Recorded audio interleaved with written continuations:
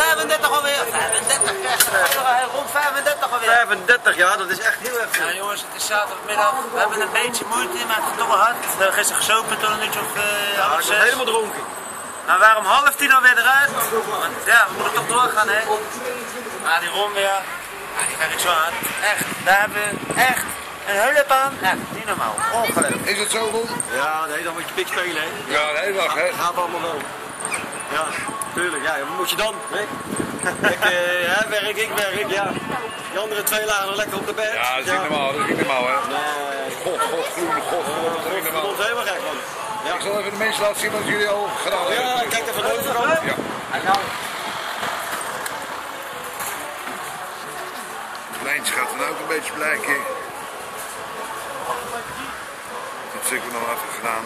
Gangen. Dan moet hij dit gat ook nog opvullen. Dus het gaat lekker wezen. Ja, ja. Nou, dat is Deutsche 35 zou zeggen. Tot dadelijk. Doei.